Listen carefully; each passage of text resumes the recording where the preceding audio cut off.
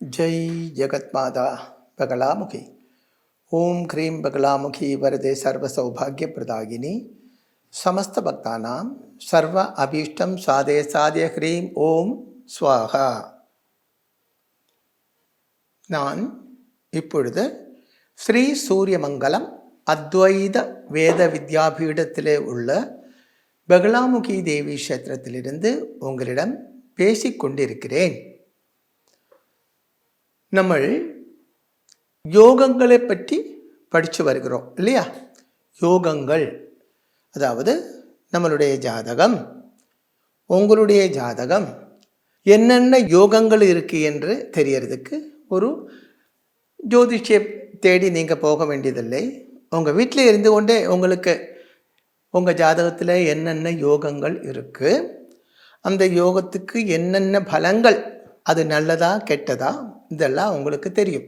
அதுக்கு தான் இந்த யோகங்களை பற்றி சொல்லி வந்து கொண்டிருக்கோம்.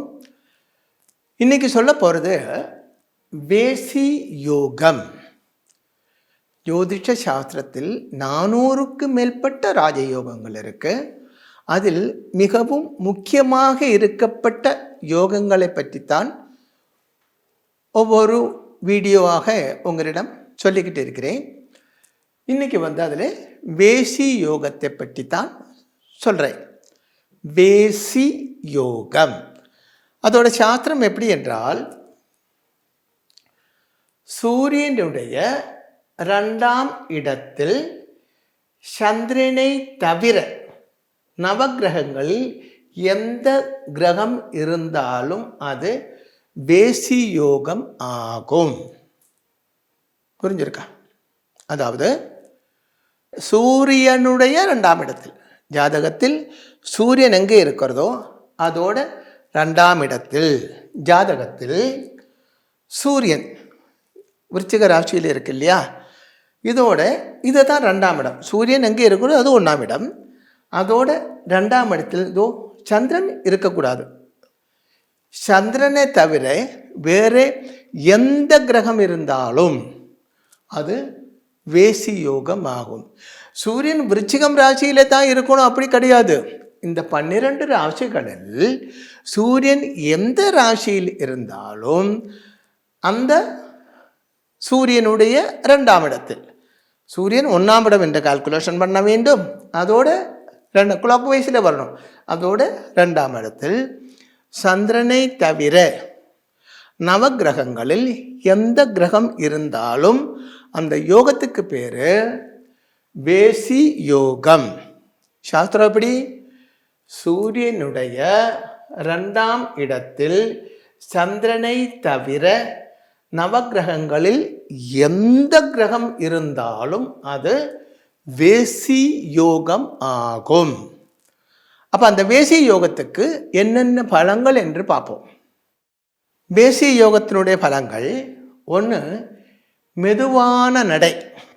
அந்த ஆள் வேசி யோகத்தில் பிறந்த ஒருவன் மெல்லத்தான் நடக்கும், ஸ்பீடாக நடக்காது. அவனுக்கு ஸ்பீடாக நடத்தம் வராது, மெல்ல நடக்கும். அப்புறம் மென்மையான பேச்சு.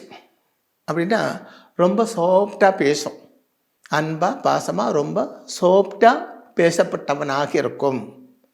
ரேஷ் ஸ்பீச் இருக்காது அப்படின்னு அர்த்தம். அடுத்ததாக உறவினர்களுடன் பணிவோடும் பாசத்தோடும் இருப்பார். சொந்த பந்தங்களோடெல்லாம் ரொம்ப அன்பாக இருக்கும், பாசமாகவும் பணிவோடும் இருப்பாங்க. எல்லாருக்கும் பகுமானம் கொடுக்கும், மதிப்பு கொடுக்கும். அதே போல் எல்லாவரையும் அன்பாக பாசமாக இருப்பாங்க எல்லாவரோடும். சொந்தக்காரோடு எல்லாம், யார்கிட்டையும் கோபப்படாது, ரஷாக பேசாது அப்படின்னு. அடுத்தது பண கஷ்டம் இருக்காது, எப்பவும் கையில் காசு இருக்கும். அது ரொம்ப பெரிய விஷயந்தான் இல்லையா? பண கஷ்டமே இருக்காது, எப்பவும் சம்பாத்தியம் இருக்கும். இப்போது வேசி யோகம் இருந்தால் மெல்ல நடக்கக்கூடியவனாக இருக்கும். அதாவது மெதுவான நடை ப்ளஸ் மென்மையான பேச்சு, உறவினர்களுடன் பணிவோடும் பாசத்தோடும் இருப்பார். அடுத்ததாக பண கஷ்டங்கள் இருக்காது. அப்போது வேசி யோகம் நல்ல யோகம் தான் இல்லையா? அது இருக்கிறது ரொம்ப நல்லது. அடுத்த இன்னொரு யோகம் இருக்குது, அதுக்கு பேர் வாசி யோகம். அது என்ன பார்க்கலாம். இப்போ முன்னாடி நம்ம பார்த்தது வேசி யோகம், இது வாசி யோகம். இதோட சாஸ்திரம் எப்படின்னா, சூரியனுடைய 12ஆம் இடத்தில் சந்திரனை தவிர நவகிரகங்களில் எந்த கிரகம் இருந்தாலும் அது வாசி யோகம் ஆகும். பாருங்கோ, சூரியனுடைய 12ஆம் இடத்தில், அதாவது பின்னாடி, அங்கே சந்திரன் இருக்கக்கூடாது. சந்திரனை தவிர வேறு நவகிரகங்களில் உள்ள எந்த கிரகம் இருந்தாலும், ஒரு கிரகம் இருக்கலாம், 2 கிரகம் இருக்கலாம், 4 கிரகம் இருக்கலாம், எத்தனை கிரகங்கள் வேணும்னாலும் இருக்கலாம். அப்படி இருந்தால், அதாவது சூரியனுடைய 12ஆம் இடத்தில் சந்திரனை தவிர, இப்போ ஒரு சின்ன சந்தேகம் உங்களுக்கு இருக்கும், அங்கே குருவும் சந்திரனும் இருக்குன்னு வச்சுக்கோங்களேன். அப்போ என்னென்னு, அப்போது அந்த குருவை தான் கால்குலேஷன் பண்ண வேண்டும், சந்திரனை கால்குலேஷன் பண்ண வேண்டாம். அதே மாதிரி வேறு கிரகத்தோடு சேர்ந்து சந்திரன் இருந்தாச்சுனால் அந்த சந்திரனோட பவர் பார்க்க வேண்டும், அந்த எந்த கிரகம் பவர்ஃபுல்லாக இருக்குது அப்படின்னு.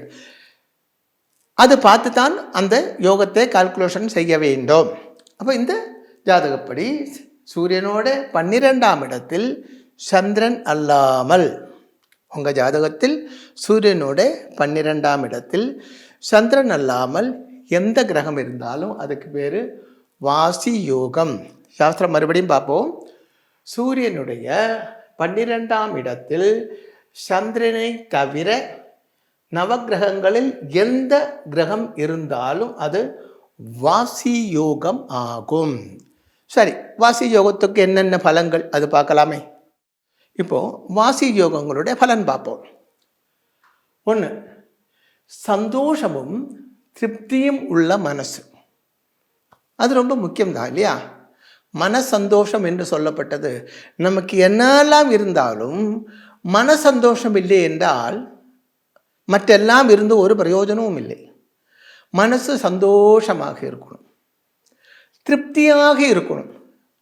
இப்போ சாப்பாடு சிம்பிளாக ஒரு மோர் அப்பளம் வச்சு சாப்பிட்டா கூட ஆஹா சந்தோஷம், திருப்தி இருக்கணும்.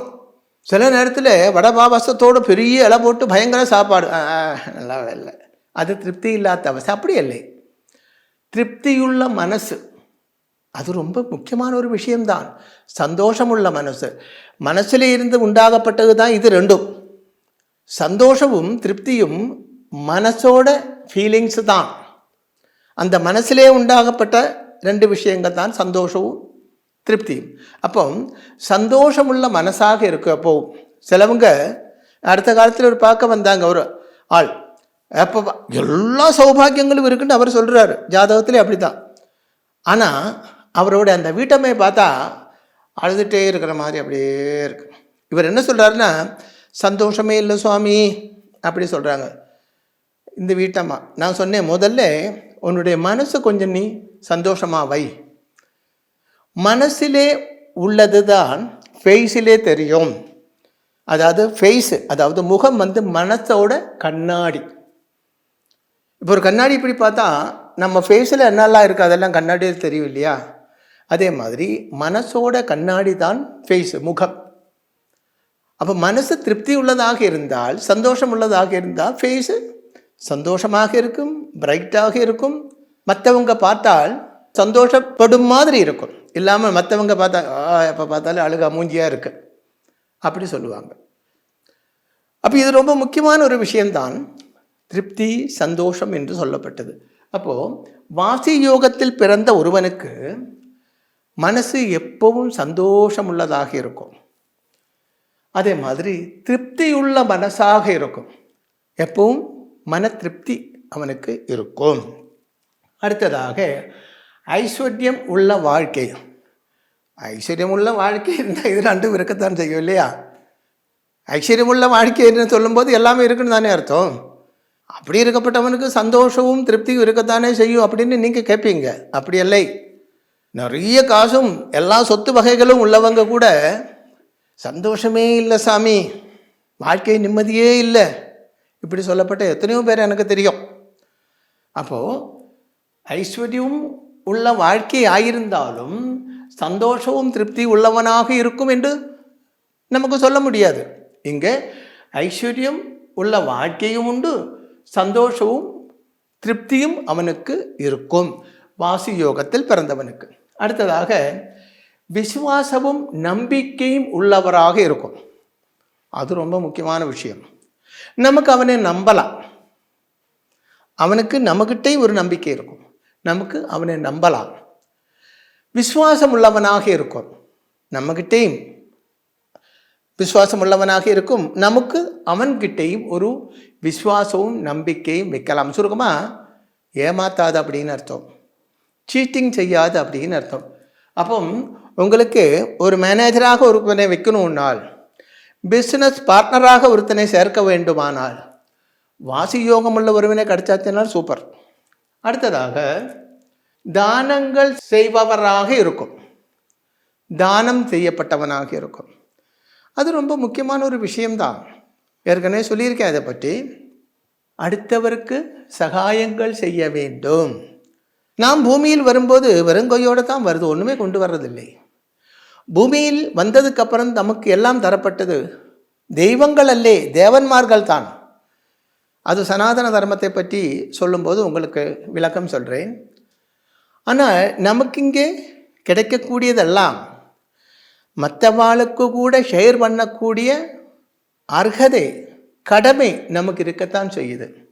அப்போ ஒருவன் உங்களிடம் வந்து ஒரு தானம் கேட்டால் கண்டிப்பாக நீங்கள் அவனுக்கு கொடுக்க வேண்டும். அதுக்குள்ள மனசும் இருக்க வேண்டும், அதுக்குள்ள பொருளாதாரமும் இருக்க வேண்டும். இங்கே வாசி யோகத்தில் பிறந்தவனுக்கு தானங்கள் செய்யக்கூடிய மனசும் இருக்கும், அதுக்குள்ள பொருளாதாரமும் இருக்கத்தான் செய்யும். ஜெகத்மாதா மகாதேவி நான் கிரகத்தால் நான் சொல்றது உங்களுக்கு புரிஞ்சிருக்கும் என்று நினைக்கிறேன். புரிய வேண்டும் என்று அம்மாள் கிட்ட ப்ரே பண்ணுறேன். சர்வகாரிய சித்தி உண்டாகட்டும் என்று ஆசீர்வாதம் செய்து கொண்டு இப்போ விட ஏற்றுக்கொள்கிறேன். மறுபடியும் வருகிறேன்.